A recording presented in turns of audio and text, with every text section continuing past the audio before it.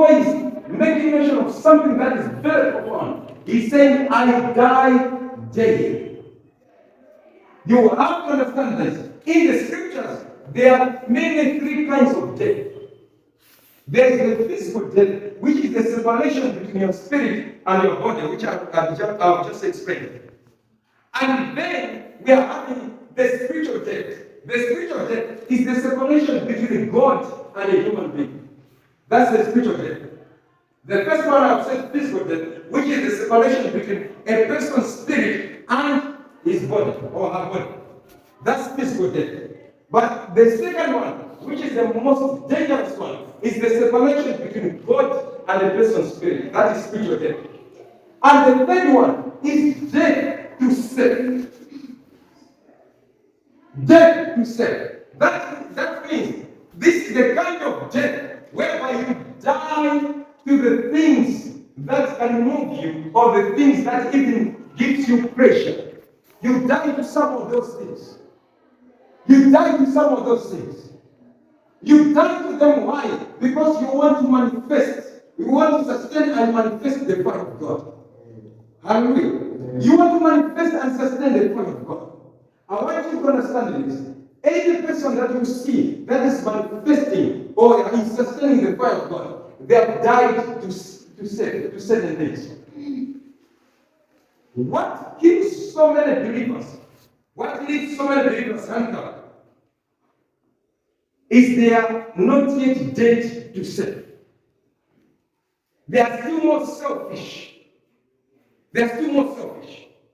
You have to understand this.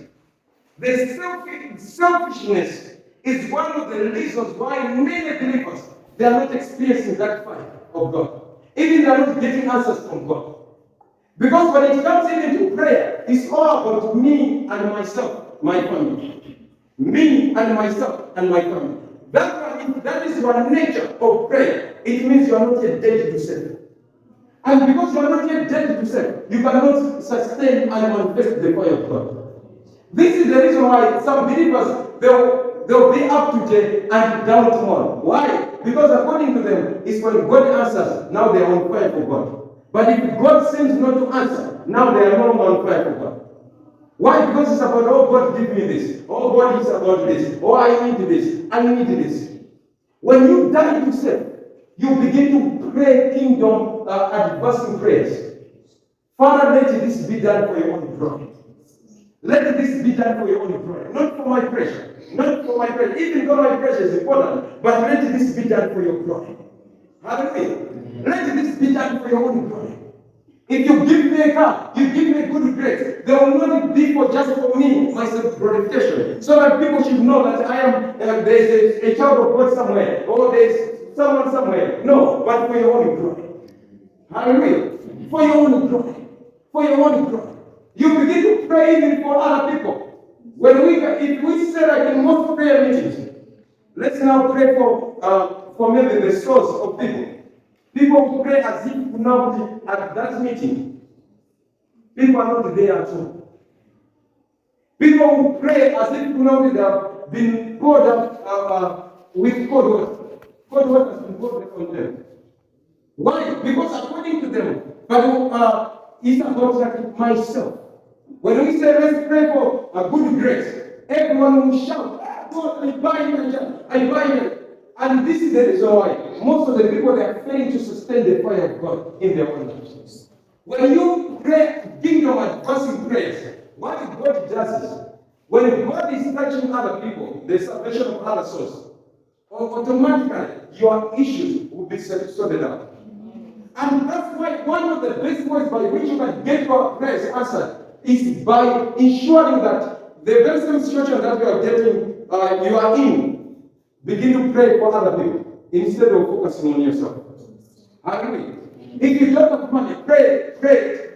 Tell God to say, God, give your people money. Give your servants money so that they can preach the gospel. Give other believers who are suffering so that they can be able to have food. Hallelujah. When you pray such unselfish prayers, you will see the hand of God in ways that you cannot imagine. In ways that you cannot imagine. But when you say, oh, what about me? What about me? Oh, what about me? What about me? What about me? What about me? It's the very same reasons why some of us we are frustrated. Some of us we are frustrated right now. Because of what? When God is looking at your prayers, He doesn't see Himself in those prayers. You must die to sin. You have to die to the desire for most of the pressures in this life, for you to be able to sustain the fire of God. What God says yes is what you go for. What God says no is what you don't go for. Hallelujah. That is a sign that you are dead to self. You don't do things under pressure. You don't do things because other people are saying so. No. You do it because God says so, and not because someone else is saying so. Even if somebody is pushing you to it, you say, wait a minute, I cannot do it because I'm a child of God. Because I carry the Holy Spirit inside of me. Sin for me is not an option at all. I cannot walk in sin. I cannot live in sin. Why? Because I am a child of God. Hallelujah. People cannot see me, but God sees me. Hallelujah. And you have to die to those things, those desires. Maybe food, the desire for food, continued food. I was speaking yesterday with you. Some of us, even in our dreams, we dream eating just because of our love for food. The whole week from Monday to Sunday, no day for fasting. Why? As a believer. You have been a believer for 5 years now. And yet you cannot fast, you cannot stay one day for fasting in a week. Why? Are you expecting to manifest the fire of God? This is the reason why even a single, an amateur who has just been hired today at this campus can attack you. Can it attack you? Why? Because like you are so much, you are led by your senses more than the Spirit of God. Romans chapter 8, verse number 14, the Bible says, the sons of God are led by the Spirit of God, not their senses. Hallelujah. Not their senses. So you begin to die to those pressures. Food is not bad, but food is too much eating can hinder you from manifesting the fire of God. I have never